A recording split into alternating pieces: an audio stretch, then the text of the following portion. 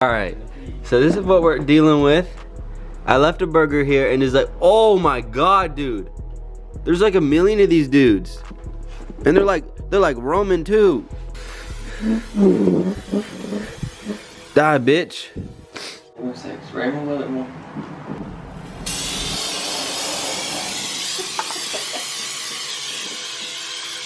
So now that they're all dead, we can start the video. So today we are going to start on the turbo installation on the MR2. Supposedly can be the C5 Corvette. We will have to test that. But I'm gonna go get the instruction manual and we can start. See the instructions? Right here. This is not child's play. Do not do it wrong. You cause damage to the engine. Okay, so we better not do this wrong because I only got one engine. So the first thing that we're going to be doing for this turbo swap is removing the bumper, tail lights, and then removing the air box and a couple other components so that we can get started disassembling the exhaust, and then we can put the new exhaust on with the turbo. So this is the 2-hour update. We have gotten the full back bumper off. Don't mind that. The heat shield, some of the crossbars. We got the crossbar for the engine, the stock air box, and now we're getting off the flex tube. Once we get all that off, we can start on step 4. And step 4 is finally removing this exhaust, which I think is gonna be the hardest part. We tried to remove those O2 sensors before and they were super hard. We could not get a good grip on them, so that's gonna be hard. Heat shield is all rusty, if you can see, so hopefully that's not a pain in the ass. But this should be easy because I just installed that like a year ago. So we just got the O2 sensor out. Last time we had to go around this because we didn't know how to take it out, but we finally got it. Having a hard time with that one? You got it. Oh, there we go. So that one's out too. So we ran into our first problem already. These are impossible to take off. I used the impact and they did not work. I used a ratchet and hammered it, it didn't work. And now the socket is stuck on there. So we're trying to figure out a way to get it off. Maybe use a breaker bar. But they're super rusted on there. Look at that, it's all red. Now that we got the exhaust off, what we're gonna do is finally put the new one in. We got a bunch of parts here. There's the exhaust tip, the powered FC, and it should be in there somewhere. You're destroying the video, you're making loud popping noises. All right, so I brought the other box down here, and there is a turbo in between David's feet. What is this? Manifold, let's go, baby. This is the box with more pipes, so I don't know where those go yet, but we'll figure it out. So now that we torqued all the studs down for the exhaust manifold, it's time to put it on. David, you do the honors. God damn. Here is the new one. It is nice and shiny, but the only problem is that we still have the old nuts. So it's gonna look nice from some angles, but from other angles, you're still gonna see those rusty old nuts. The moment we have all been waiting for, here is the Garrett turbo. This is 28, so it's not the biggest, but it looks beautiful, and I can't wait to put this baby on my car. You know I had to buy brand name. I can't buy no eBay turbo. So, you know, all the parts that go on this car are always gonna be good quality because I absolutely love my car to death. So while we were going through this box to find the exact bolts that we need for the turbo, look what we found. You know, they sent us a little treat, so while we're installing the turbo, we don't get malnourished of sugar. We don't get cranky. Yeah, we don't get cranky. So we got these beautiful Swedish fish. How many you got? 1, 2, 3, 4, 5, 6, 7. If you ever get something from MW, or expect candy with it too. So now is the part y'all have been waiting for. We are installing the actual turbocharger. We're looking at a picture right here, and here is the actual one. So we're trying to figure out which side goes which, and it looks like the dark gray one goes on that side, the right side. So we torqued down these bolts already, and we're ready to put it on. I'm so excited to finally pop the hood at a car mate. It's gonna be so cool that people look at my hood and be like, damn, you got a turbocharger? I'm like, yeah, I do. What if I drop it? If you drop it, you're paying me like 3 grand, so. Oh, look at it. Give that. Here, you get that side, I get this side. Teamwork. So what we gotta do right now is we gotta take those 2 lower coolant hoses down there, and we gotta take them out from the engine and replace them with these brand new ones, and then we gotta route them to the turbo somehow. We're getting pretty far in the first day. I honestly thought we wouldn't get this far. I thought we only take the exhaust off, but not actually put anything new on. So I'm really excited on how fast we're going. There's like 26 steps, so hopefully we can get it done in like 3 days. So this is day 2 of the turbo install, and we have not really made that much progress. We are still working on the last step. we got, we turned the turbo a little bit so that we can put both of these banjo bolts in. And now what we gotta do is we gotta hook them up to the coolant lines from the engine. So David's currently working on that. And then after that, it should be easy. Or actually after that, it's gonna be hard.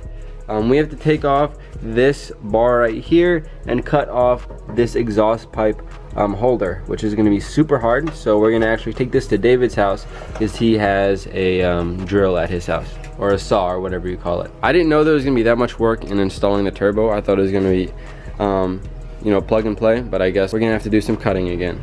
But it's starting to look so good. Oh my God, I can't wait till this is done. So now that we get both of the sleeves off, what we're gonna do is we're gonna try to put these back on. These are the new coolant hoses. Speaking of new, I just figured out this hose right here has a rip in it, so I'm gonna have to replace this one soon too. So we're putting on the tubes right now, and there's coolant everywhere. I guess that's the way to do it. There's no other way around that. And here is the rear bash bar. We had to cut off the middle bumper mount, and we went to David's house to do that. So now it's like really rough, and it's bare metal. So what we're gonna do is spray paint it so that it doesn't rust over time, and then we can finally put this back on the car and hook up the intercooler. So over here I sprayed all the places that doesn't have paint on it to make sure that it doesn't rust anymore. And David's finishing up with the hoses finally, so we can put on the new intercooler. And voila, it looks beautiful, dude. So this is supposed to stick out underneath my bumper when I put it on. Now when we put the rear lip on, it's not going to, but that is gonna look so badass for the time being. Look at that thing, dude. That's crazy, isn't it? It looks dope. It's pressed up right against the rear bash bar, and we still got 2 more, I think, to screw in. These are gonna be self-tappers, and then we'll be good to go with that. Now that we're done with the intercooler, we're gonna put in the heat shield, and then we should get the piping soon, and it's gonna look badass. I'm even thinking about running with no bumper for a little bit just to show off how cool it looks. You rarely see a intercooler in the back of your car, only on an MR2 Spider. Today is the 3rd day of us working on this turbo install, and we had a problem I think yesterday. I don't know if I vlogged it because it was pretty tiring, but we had to get this pipe on, and it wasn't fitting with the coupling that they gave us, so we went to Home Depot and got some plumbing coupler.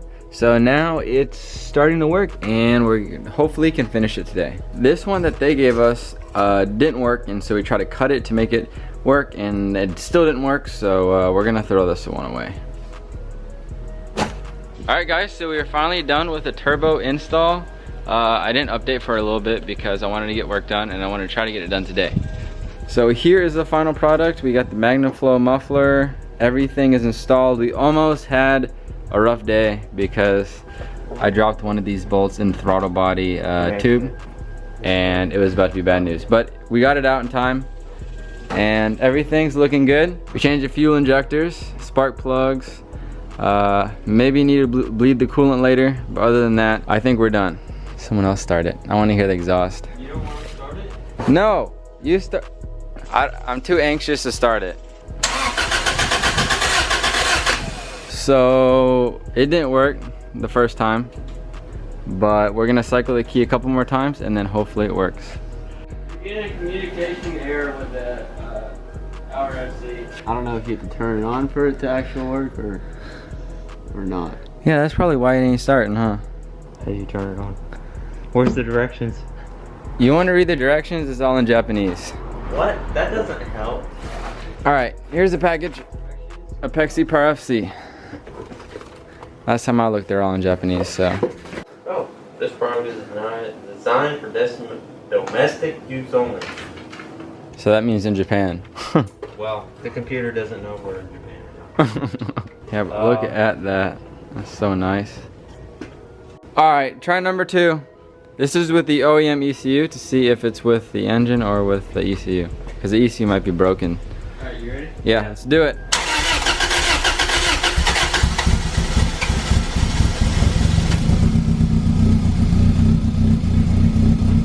Damn, son! All the new stickers I put on the car, all the new parts. So, we gotta figure out what's up with the Power FC, but other than that, it looks good so far. At least it runs. Still owe me 12 grand though, David. Well, it's worth 12 grand, so a piece. Alright guys, so this is day 4, final day. I just woke up, so that's why my hair is a little bit messy. But we got everything supposedly working. There was a loose wire, that's why it wouldn't start before. And now everything's so we turned it on to accessories and it didn't show the communication error. So everything's working fine and we're about to turn it on and see what it looks like. All right, I'm ready when you are.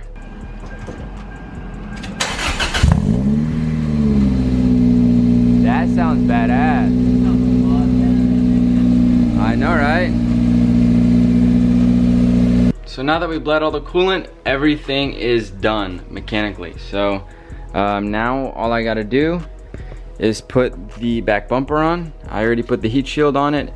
I wish this didn't have to be here because it sort of blocks the beautiful view, but I guess it has to be there for heat reasons. Next thing is putting the taillights on and then the bumper, and it should be back to normal. And we're finally done with this process. I'm so excited to go get it tuned sometimes this week, and this is what it looks like. The exhaust tip sits a little bit low, and I think that's because when you have this turbo kit, you might as well have the body kit, which I do have and I've been waiting to put on, so hopefully that will fit snug and I don't have to do any changes to the exhaust tip.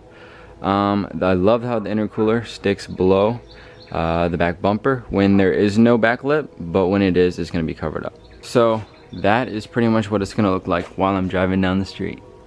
Inside, I also got the Apexi Power FC. I don't really know how to use this yet, but I'm gonna learn, and it's gonna be pretty dope to have this on my dash. Hope you guys did enjoy this video. I know this is not like all the other videos. There's not as much joking around and playing around. It's more serious because there's so much to do, and I don't want to take forever to do it. So we got it in like 3 days, and I'm pretty proud of that. Hope you guys enjoy the video. Please like and subscribe if you're new, and I'll see you guys next one. Peace out.